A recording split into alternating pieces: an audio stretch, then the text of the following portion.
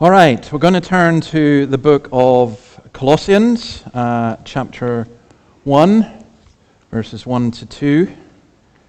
Annabelle, could you get me a glass of water, actually? Sorry. I'd appreciate that. And since this is going to be a really long sermon, I'll get my jacket off just to get ready. No, the book of Colossians is it's short and it's exciting. Just like this sermon. No. Why are we going to look at this? I have been living with this letter for about 2 years, ever since an Australian minister called Rory Shiner wrote that he was going to try and memorize Colossians. Would anyone like to try and join him? So I did try and join him. You can ask me afterwards if I can recite the whole book. I'm not sure I can. Thank you so much. But here's what happens when you try and memorize something. It sticks in your head, and it makes you think about what's being said. And I have been dying to preach on this book. I have preached on it before, but I've been dying to preach on it again. The problem is, for a lot of people, strangely enough, it's not as exciting as, let's say, Judges, because there's not a lot of stories in it. But I think it's really exciting for lots of different reasons. The 4 letters, Galatians, Ephesians, Philippians, Colossians, by the way, if you want to think about them this way, I think Galatians is about freedom. I think Ephesians is, what is Ephesians about, said he? Love. Philippians is about joy. But Colossians is about wisdom, and it's about the wisdom of Christ. And for me, it's the richest part of all of Scripture, with the exception perhaps of John 15, 16, and 17, about who Jesus is. Now, I want to give a kind of a warning in terms of how we listen to this and what's involved. This can just go over your head, but I want it to go into your heart. For me, this is like spiritual surgery, which we all need. I think this is about the structures of the universe, as we will see. It's about the structures of the church, and it's about the structures of your life. You all have structures in your life. You all have routines. No matter how unstructured you may think your life is, we all do have a structure.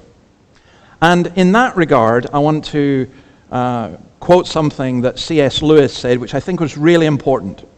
Imagine yourself as a living house. This is from Mere Christianity. God comes in to rebuild that house. At first, perhaps you can understand what he's doing. He's getting the drains right and stopping the leaks in the roof and so on. You know that these jobs needed doing, and so you're not surprised. But presently, he starts knocking the house about in a way that hurts abominably and does not seem to make any sense. What on earth is he up to? The explanation is that he's building quite a different house from the one you thought of.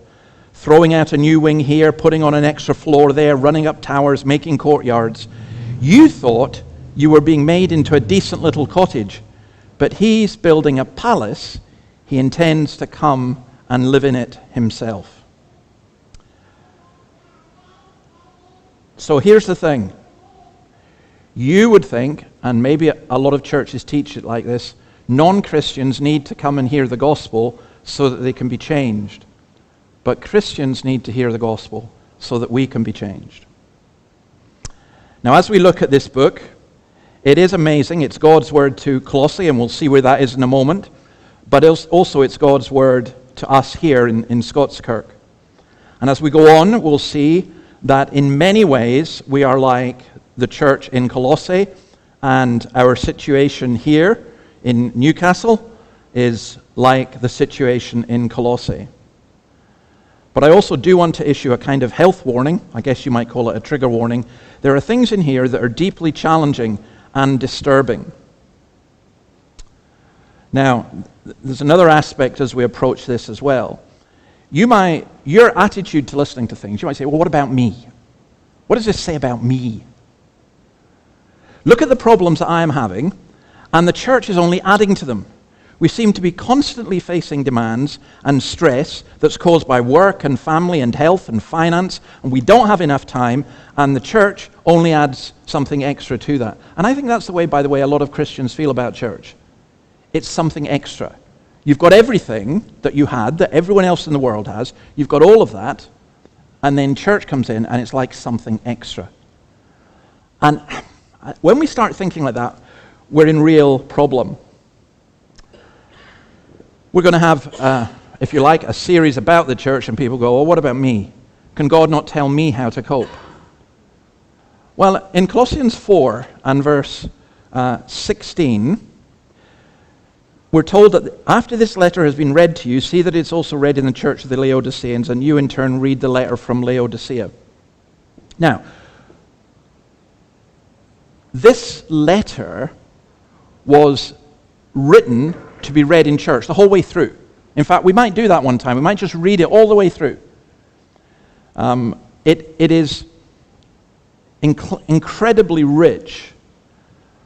But what Paul is doing is he's writing to people together, and he's saying, you're all in it together. If you go the individualistic route, then you end up keeping your burdens to yourself. If you think collectively, you share burdens. Rather than the church being a burden to you, the church should be a means by which you are helped to cope with life. People say, I'm too stressed. I'm not well enough. I'm exhausted. I'm going to have to stay away from church. Wrong way round. Wrong way round. You don't go to a hospital because you're well. You go to a hospital because you're sick. You don't go to church because you're fine. You come to church because you're in need. Another objection might be this. I'm fed up of the church and institutions. I just want to know Jesus. I want spiritual intimacy. I want meaning. And I think in the church in Australia overall, for many, many Christians, church is an optional extra. That's not how Christ looks at it. You get that intimacy in Christ through this book. N.T. Wright says it this way: the church is the context within which we should expect to have wrong ideas gently corrected and right ones gently suggested, and where we in turn may contribute. A Christian congregation obedient to the apostolic gospel, and for which the apostle could give heartfelt thanks to God for their love in the Spirit and their orderly lives and the stability of their faith in Christ. Wouldn't that be wonderful? Imagine. I think one of the greatest sermons I ever heard was from a man who said, imagine Jesus comes in and he walks down the aisle of the church and he looks at each one of us and he says, who asked you to do this? Why are you doing this? And imagine Paul saying to the church in Scottskirk, I commend you for your faith and for your love in the Spirit and for the solidity of where you are at. Incidentally, in Colossians, Paul doesn't say, I commend you because you've doubled your numbers. He doesn't say that. Doesn't mention that at all. What he's concerned about is where they're at in Christ. And by the way, at the end of this sermon, I can tell you exactly what happened to the Colossian church, and I'm going to. So just hang on. Look, people say, oh, these books are all doctrine. No, they're not. Doctrine and ethics and practical teaching all go together. So, let's go on. Let me read. Paul, an apostle of Christ Jesus by the will of God, and Timothy, our brother. Who is this from? This is a basic greeting. This is how letters were normally written at this time. You'll forgive me, there's going to have to be some history and even some Greek. Some of you were saying you wanted to learn biblical Greek. Well, that was a really bad idea to put in my head, because I am now, sometimes when guys come out of college and they cite Greek, it's a bit pretentious. But I am going to cite Greek because it's really important in this. But this is a basic style, a Greek style. The sender's name, that of the receivers, and a greeting. Now, Paul. Who's Paul? Some may not know. He is one of the most significant figures in human history. He was somebody who was a Jewish leader who persecuted Christians, then was miraculously converted, and then because of him, churches started all over the world. He describes himself as an apostle of Christ Jesus. In other letters, he says he was an apostle born out of sorts. In other words, the apostles were the 12 who were originally with Jesus, who'd heard his teaching, who'd witnessed his death, who were there at his resurrection, except Judas, of course, and he had to be replaced. But Paul was somebody, as he said, born out of sorts. And an apostle had authority to teach. Maybe you don't get these emails, I get them. Hi, I'm Apostle so-and-so from Nigeria, or I'm Apostle so-and-so from Brisbane. I don't know why we've got an apostle in Brisbane, but apparently we have. I'm Apostle this, I'm Apostle that. Well, these letters go straight in the bin, because they're not apostles. Not in the biblical sense of the word. But they are claiming an authority, which they shouldn't claim. Paul could do that. 1 Timothy 2:7. And for this purpose I was appointed a herald and an apostle. I am telling the truth. I am not lying, and a teacher of the true faith to the Gentiles. You see, one of the reasons that people want to have apostles today is because the Bible's not enough for them. But I think it's way more than enough. And by the way, that was one of the heresies in Colossae. There were people who were coming along and saying to the church, yeah, Paul's all right, but you need something more. And then he had this responsibility to teach. It was something he had from the will of God. This was not doctrine by committee or by vote. I don't know if you could imagine doing this, but some churches do this. And sometimes even in the Presbyterian church, we can have committees decide things. No. The only thing, you must never accept something that I say because I say it. You must accept it because it comes from God's word. I have no authority other than the authority of the word of God. And we don't vote on doctrine. That's not how things work. We come from God's word. And then Timothy's mentioned here, by the way, and Timothy was a younger man, a convert from the same area. When we went through the book of Acts, we looked at his conversion. I won't say much about it here. Perhaps he had been in Colossae. One of the important things to remember is that Paul was never in Colossae. He never went there. But Timothy perhaps had been there. He certainly knew the Colossians who had come to Ephesus. And, of course, he's not the joint author of this. This is Paul writing. And, by the way that Paul would write is he would usually have a scribe who would take it down for him. But Timothy is kind of Paul's right-hand man. Paul had this tremendous love for Timothy, and that's why if you read the letters 1st and 2nd Timothy. Right, let's move on to verse 2. And to, who is this to?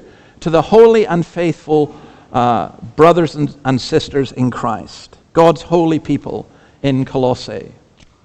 Right, Colossae, you can see on the map, you probably can't see, but the red dot at the bottom right, that's where Colossae is. It's in the middle of Turkey. It's a small, relatively insignificant town. It's not like Ephesus, which was much bigger. I mean, your equivalent is, we have a presbytery in Scone, I can't remember. Scone. Oh my goodness. Oh, you guys are unbelievable. We have, that's Aussies trying to speak posh English. We have a presbytery meeting in Scone. And it is funny, thank you. And Scone is, I'm not being rude to anyone here who's from Scone, but it's a relatively insignificant town in that sense. And Colossae was like that. And remember what I was saying about Tuvalu, the insignificant God reaches out to and God blesses.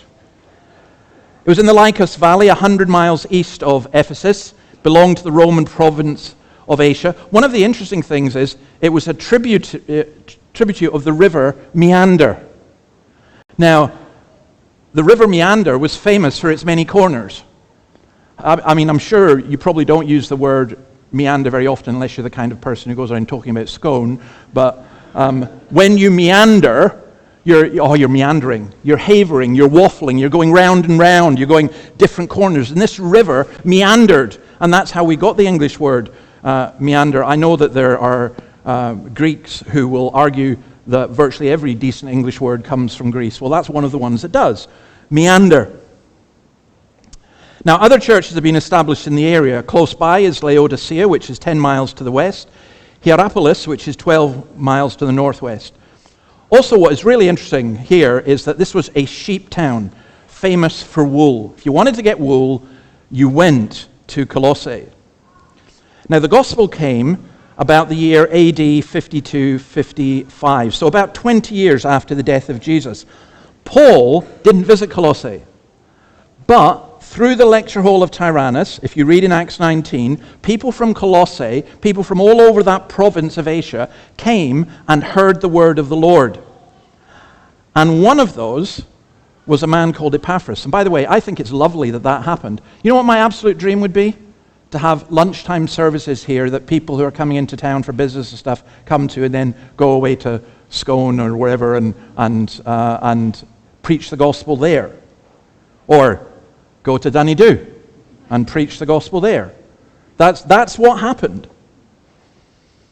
And Epaphras, who was a native of Colossae, probably became a Christian during a visit to Ephesus. And Paul calls him a faithful minister of Jesus. We know he was a hard worker. We know he matured. We know he became an evangelist to his own people. And we know that this was only 5 years after his own conversion. Others in the church include Philemon and his family, Onesimus, the runaway slave. Now, the point about that is the people he was writing to were ordinary people. They were not Oxbridge theologians, but they were sheep farmers, shopkeepers, wool dyers, slaves, even slave owners. Most of them from a pagan background, not many from a Jewish background. And here's the thing. I find it amazing that people who are intelligent people go, oh, I can't read Colossians, that's too heavy for me. I'm going, yeah, but the sheep farmers in Colossae could read it. Why not? Why not? Why can't we read it? Why can't we understand it? You know, my father was a pig farmer. You know, he read the Bible. He read theology. Why do you have to have a degree to read theology? I mean, it's nice to go to Christ College, but you don't have to go to learn doctrine. You learn it through God's word, and that's what was happening here. And then, notice what he says about them. They are in Colossae, and then notice the next bit. They are in Christ. Those two words. We are in Newcastle, but we are in Christ if we are believers. And the crucial bit is this. We are not like wealthy people who have two houses. We don't live in two worlds. We are in Christ, and in Christ, we are in Newcastle. Our primary identity is that we are in Christ. And notice again what he says. He calls them God's holy people. Now, the word there's one word that would be normally translated saints, but because we struggle with the word saint, it's difficult. You know, are you a saint? Well, yes, you are. If you're a Christian, you are a saint. It's strange how in the church we manage to make saints into some kind of superheroes. But that's not what this. He says they're holy. Now, there's an immediate problem here. How can Paul say this about a people he's never met? How can he say they're holy? There's not an easy answer to that. Holy is not a moral judgment. It's not, here's the ladder that you start off as a Christian and then you get up to this level and suddenly you're holy. That's not what he's saying. What he's saying is this. Holiness is about separation for God. Exodus 19:5, you will be for me a kingdom of priests and a holy nation. You're set apart for God and his service. That is really important. You are holy people. And as we go through this, you'll see that this holiness is to be marked by godly behavior.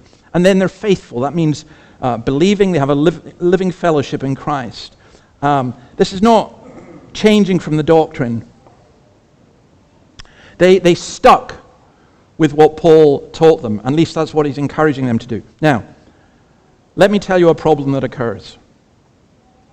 This happens to me not every Sunday, but it happens regularly, either with people speaking to me individually, or writing, or people who watch online.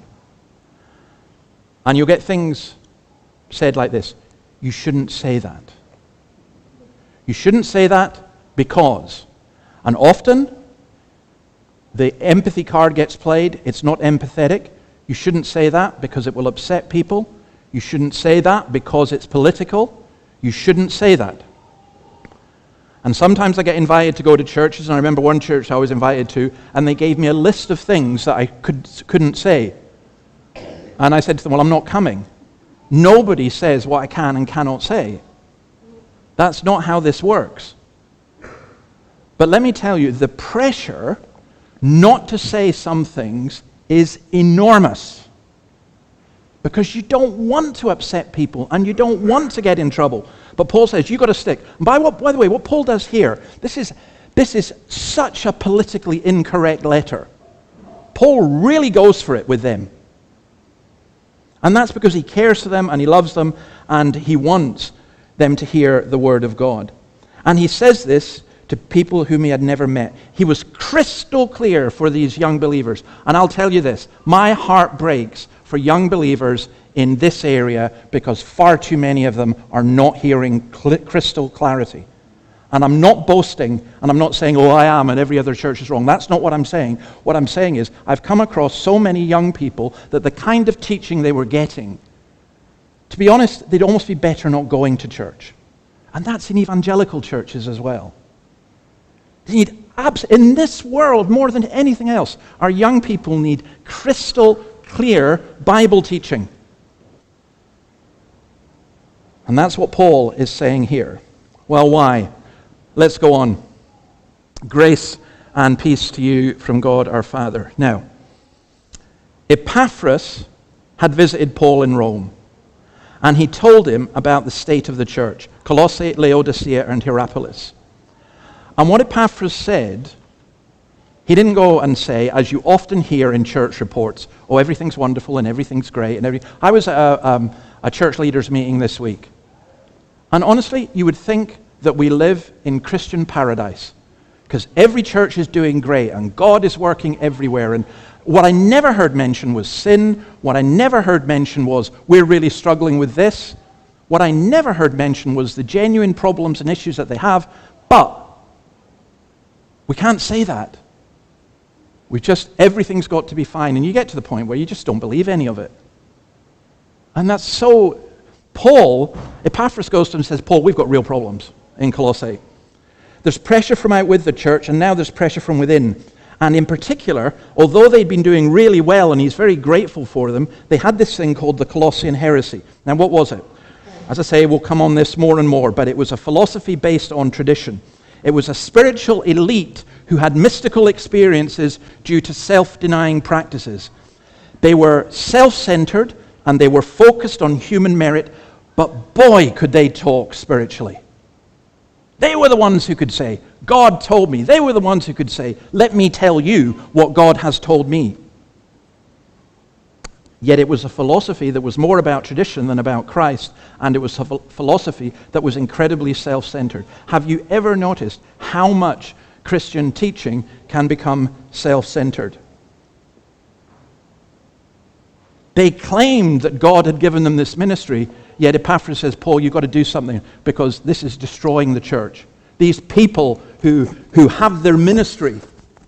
And the church is always a great place for people who want to come and do something. I mean, I get sent so much stuff and I shouldn't watch it online, and sometimes it's amusing. It's a bit like that poor guy, Jason Arde, who's, the absolute fantasist con merchant who managed to, because of woke ideas, get himself made a professor in Cambridge. And I do feel sorry for him because he was an absolute fantasist. And in the woke world, it's easy to do that. But let me tell you this, in the church, it's very easy to go. People go and say, I've got a ministry, I've got a meaning, I've got a purpose, I've got a significance. And in the church, no one dares say no. But we should, because we need to stick with what God says. So this is where he's going with this. I like, I can't remember who said this, I picked it up somewhere. The danger for the enthusiastic young convert comes from error within the churches, teaching that is largely, even emphatically Christian, but which has been influenced more than it knows by the spirit of the age. See, I think in 10 years' time, if I'm still here, that I will be coming across people who say, oh yes, I used to be Christian. I was baptized at 17, I went to this church or whatever. But no, not anymore. It just didn't make sense to me after a while, or something happened. And I think we've got our young kids here and their parents feed them well, but if they fed them rubbish, they could grow up stunted. And it's the same with what people get taught in the church. And there's a synchronistic religious environment. And what I mean by that, it's a mood rather than a specific set of doctrines which draw people away from rather than to Christ. So you go to church and you get a real buzz from the worship. But when you come away, there's nothing you remember except the tunes and the words of the songs. And sometimes the words of the songs you're better off not remembering. You know, it's the simplest way to teach heresy in a church is to sing a song which is not biblical. But you like the tune and it makes you feel good. And that's what kind of was going on here. These people offered fullness. They added to complete the faith. But here's the thing. It was a fullness that leads to emptiness. They offered freedom, but it was a freedom that led to slavery. And what Paul does for the Colossians, he doesn't say, I'm going to counter all their arguments. He said, I'm going to give you Christ. What you need is Christ. Because here's another thing. Can I suggest this? I've almost got to a situation where the more someone uses the word Jesus, the less I expect to hear about who Jesus actually is. Jesus is always added on as a kind of spiritual punctuation. I think of a man, and he actually said this. I heard him say it. It was just the most astonishing thing. He said, I like Reformed theology and the Bible and Shirley MacLaine. Now, if you don't know who Shirley MacLaine is, she's kind of like New Age pagan who says we're all gods. And here's a guy going, I like Reformed theology. Well, you can like Reformed theology all you want. It can be nice and neat and perfect.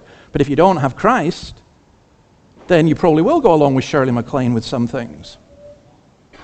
Now, Paul says he wants them to have grace and peace. And this is the whole change of attitude. So I'm going to just say something about those two before we close. The grace. So the Greek word is charis, from which we get the term charismatic or charisma, the gifts of grace, the charisma, charismatic. Ideally, it should be a person that's filled with grace. Do you know, there was, some of us know of a tradition, well, this was in the Scottish Highlands, an elder might ask you, do you have grace? And it meant, were you converted? Are you converted? Now, stop and think about grace for a minute and this question. Why do we need grace? Why do you need it? Don't you already have it? Aren't you already there? Aren't you already a Christian? Sure, I need a bit of grace when I slip up so that God can forgive me. But maybe the idea of grace that we have is it doesn't really matter because God will forgive us whatever we do. Maybe the idea of grace we have is you need grace to become a Christian, but we forget that we need grace to live as one. Gordon MacDonald says something rather wonderful about this. He says, the world can do almost anything as well or better than the church. Remember during COVID, I got fed up of churches boasting about how they were caring for their communities. Because the world did that just as well as we did. You know, it was sheer arrogance on our part to say because we're the church, we're caring for people better. No, we weren't. Our community wasn't Christian, and they cared for people. Of course the church should do things. But the idea that somehow we do it better than the world, there's something wrong with that. This is what MacDonald says. You don't need to be a Christian to build houses, feed the hungry, or heal the sick. There's only one thing the world cannot do. The world cannot offer grace. but we can. And then peace. The Romans guaranteed peace. They had a historian who argued, our coins have pacts, the goddess of peace on one side and weapons on the other. Our gateways depict the emperor's victories over his enemies. This is peace by the blood of the sword. Our government provides stability, and watch this very carefully. Governments are going to continue to promise to provide peace and stability, but it will come at an enormous cost, and it will come at the cost of freedom. Paul knew that Caesar could never bring peace, and he said so, and that was incredibly radical. It really was quite astonishing. About the Pax Romana, he said, no, it doesn't exist. The Pax Romana is Caesar killing 1 million French people to have peace. The Pax Romana is the poor in Rome being slaughtered if they dared question why they were starving. They had peace all right, but it was peace at an enormous cost. When Paul speaks about peace, he's speaking of something else. The Greek word is irene. You know how you get someone, you might say someone's very irenic. Well, it carries the idea of an absence of disturbance, but it carries much more than that. Well-being, social, material, physical. The Hebrew sense of this, which of course Paul is aware of, is shalom, the idea of wholeness, especially in relationships. You know, I put on the sign outside, give peace a chance. And the reason I did that is very simple, because I go along Beaumont Street and in all the shops are, come and get your peace or your wholeness. I think wholeness is the in thing just now. You know, holistic teaching and everything else, holistic whatever. And I'm saying, well, that's what we've got in the church. You don't really have it. Paul wants them to grasp more fully the nature of the relationship of peace which God has established for them. And it's not just a warm, fuzzy feeling, but it's also more than spiritual prosperity. It's a rich, deep, and mature peace. It's a peace based on God's covenant. It's a peace in every aspect. So let me just name them. Real peace is within ourselves. We want to be at peace within ourselves. Isn't it strange, by the way, how we say about people who are dead, they're at peace? Were they not at peace before? Maybe not. How can we be at peace? Peace with our families. Surely the number one cause of strife for some of you in your minds and in your hearts is the strife within your family. Peace with your neighbors. It's great when, I don't mean this in a bad way, but it's great when you don't see your neighbors except when you put out the bins and you don't hear them ever. That's like paradise. So I live in paradise just now. You know, come to Warner's Bay, but it is. But see when your neighbors are a real pain. And then when your neighbors, for some reason or other, neighbors just suddenly explode at you. You think, what did I do? Well, you want peace with your neighbors. You don't like to live. It's not nice to live beside somebody who every time you walk past glares at you as though they wish you dead. It's horrible. And then peace with your workmates. It's great having a job, but it's horrible having a job when you work in an office or on a shop floor or in a factory and the people around you can't stand you or you're fighting about something. Peace with your friends. Well, you think you'd have that, but then friends can become enemies very quickly. Peace within your society. Well, we want that.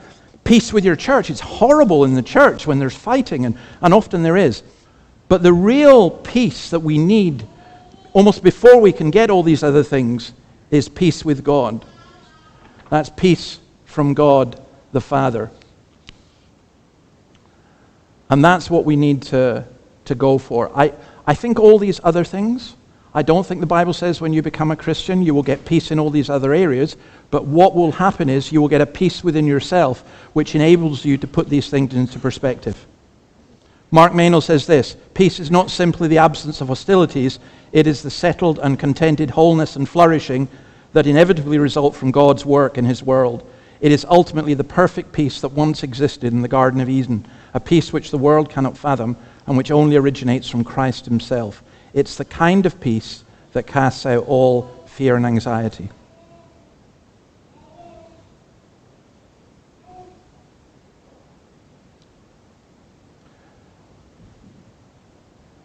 I'm a kind of hypochondriac, a little bit.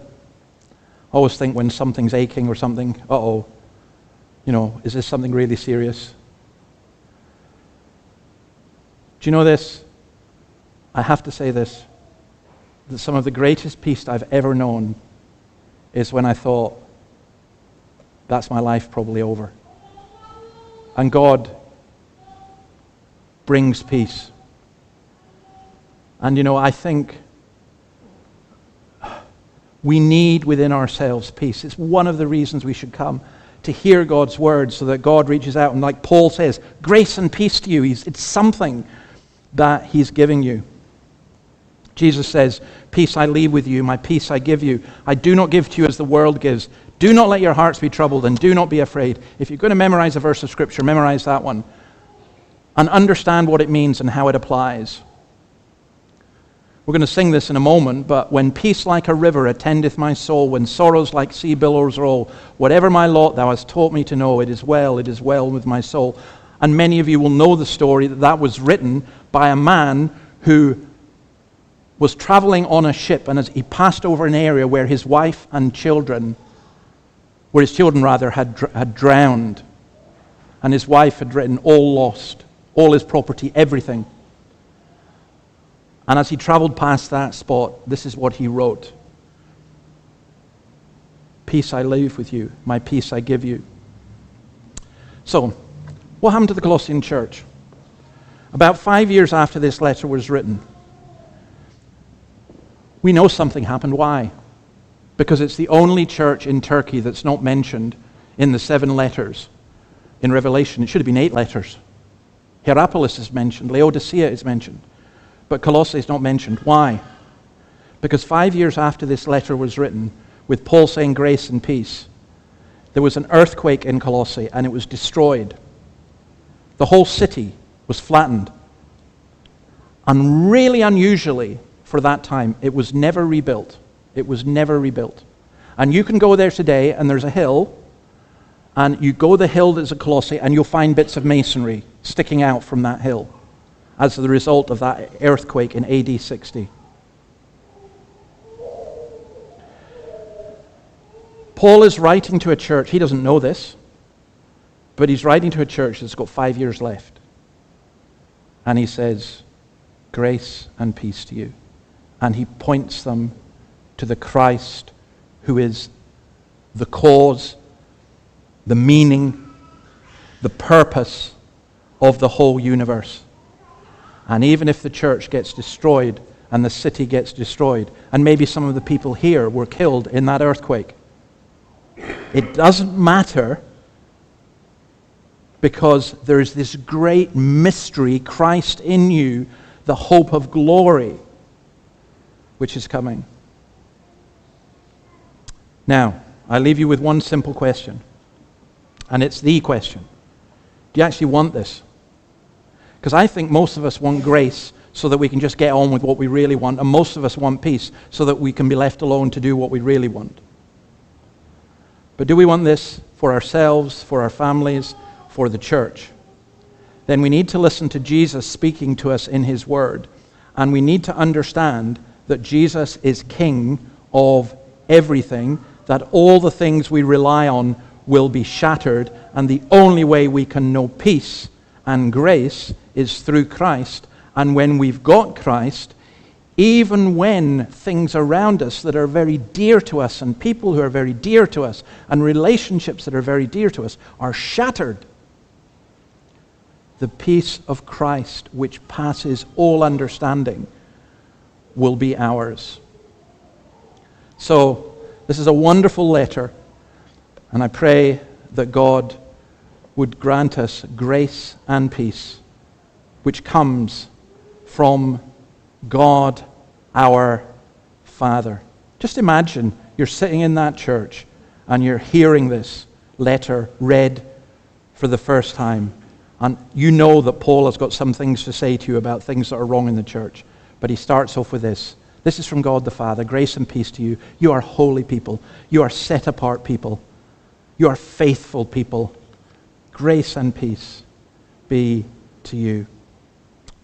Amen. May God bless His word to us. Let's pray.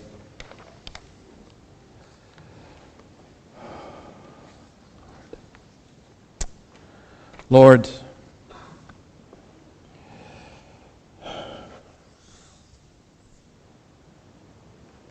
it's hard for us to get into the mindset of the people who were in Colossae. But in another sense, it isn't that difficult because we're the same. We have all kinds of problems within and out with the church. Who knows what storms lie ahead of us? Some of us won't be here in a year. Some of us, oh God, will have to face pains that if we knew about them in advance, we couldn't cope. And yet you grant your peace. And yet you grant your grace.